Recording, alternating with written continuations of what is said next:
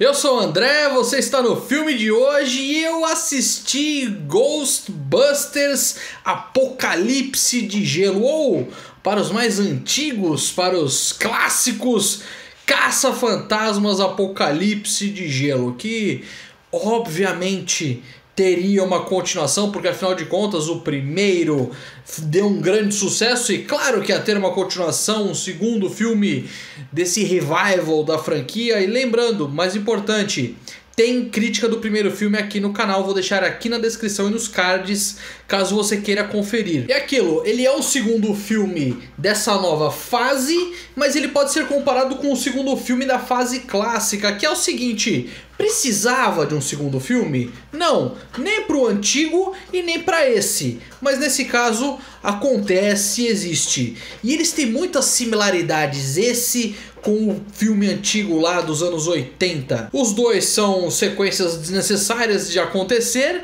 e os dois têm vilões que, sendo bem honestos, são completamente desnecessários e que os dois conseguem ficar abaixo do filme anterior. É a mesma coisa, não muda, o formato é sempre o mesmo. Não precisava do 2, mas já que tem o 2, vamos analisá-lo. E esse aqui, ele, pelo menos, na medida do possível, ele não tenta mais se prender tanto à nostalgia dos filmes anteriores. Ele, de fato, tenta fazer um público novo, trazer um público novo, porque agora é mais do que necessário, porque vamos ser honestos, quem curtiu Caça-Fantasmas lá, os originais, quando foram lançados, estão quase virando fantasmas para serem caçados. Essa é a realidade. O público precisa se renovar a todo instante, não tem jeito. Mas ele não perde a nostalgia de jeito nenhum, ele deixa claro algumas coisas lá, ele traz elementos e personagens antigos e voltam algumas coisas, mas assim, diferente do Mais Além, esse aqui ele realmente está focado pro futuro. O Mais Além estava focado no passado, em fechar uma história, em fechar uma trilogia. Esse aqui não. Ele já almeja outros ares, ele quer coisas maiores. Algumas coisas que eu achei muito interessante é que assim, o filme ele não fica só no presente, ele vai para o passado de Nova York, o que é muito legal se for parar para ver, porque é o fato de que assim, os fantasmas que estamos caçando hoje, eles já são um problema do passado, ou alguma pessoa do passado, ou algum ser do passado. Então, meio que faz sentido você mostrar um pouco do passado. O problema é o seguinte, foi mostrado muito pouco do passado. O interessante é que quando mostra esse passado é um pouco mais de terror. Claro que numa franquia chamada Caça-Fantasmas, teria que ter um pouco de terror. Mas normalmente não tem, porque nesse caso aqui é muito mais comédia. Afinal de contas, temos Dan Aykroyd e Bill Murray, só para citar alguns, lá nos filmes clássicos. Então, naturalmente não seria uma coisa de terror e sim partindo para comédia. Mas eu gostaria muito, sendo bem honesto, de ver algum filme de caça-fantasmas para maiores de 18 anos. Um filme que assim seja assustador de verdade.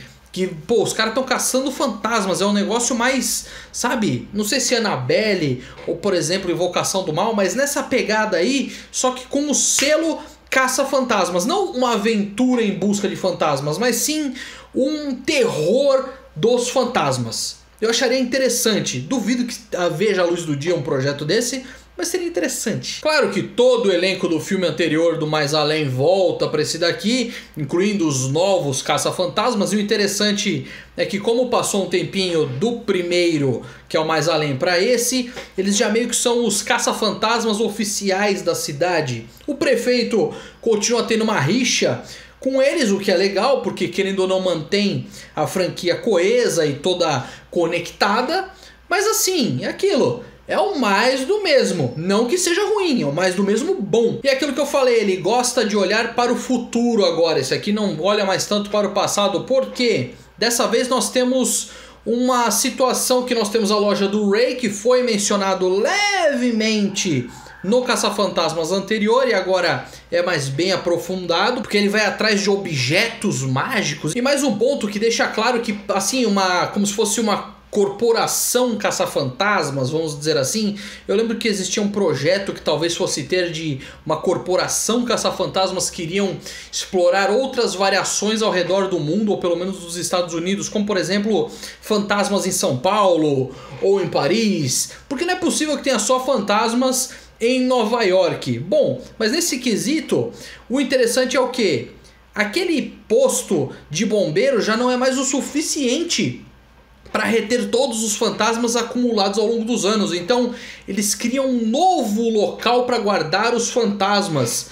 Isso é da hora, é bem legal, porque dá para ver que tentam fazer umas modificações interessantes na franquia. Não deixar a franquia virar um fantasma. O que muita gente consideraria como uma coisa ruim, mas nesse caso eu não acho que seja tão ruim, é que esse aqui é um grande Sessão da Tarde. Claro, não Sessão da Tarde de hoje em dia, que é mais fraco, mais água com açúcar, mas um Sessão da Tarde lá dos anos 80, anos 90, que tinha muito filme bom, mas que, sendo bem honesto, você assiste, passa um tempo e esqueceu um pouco da história. É mais ou menos isso.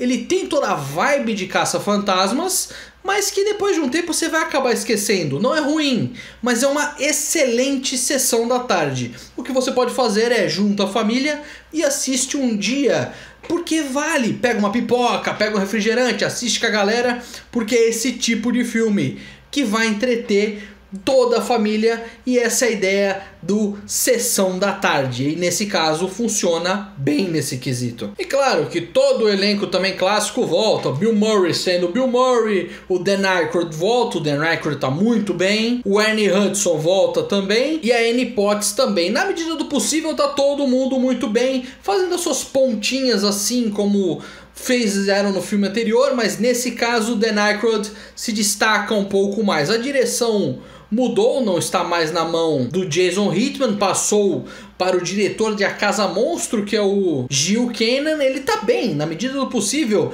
ele emula o que foi feito no filme anterior, então se ele emula o que foi feito no filme anterior, naturalmente não vai ficar ruim. Óbvio que ficou sem tanta emoção quanto no filme anterior, que ele continua mantendo naquela linha de entretenimento fácil e leve, que é mais ou menos o que aconteceu no filme anterior, só que o filme anterior era mais pautado na nostalgia. Esse aqui é aquilo, tenta ir mais para o futuro. O que você achou de Ghostbusters Apocalipse de Gelo, ou Caça-Fantasmas Apocalipse de Gelo? Deixa aqui nos comentários. Obrigado por ter assistido o vídeo. Não se esqueça de se inscrever aqui no canal. Tchau, tchau e até a próxima.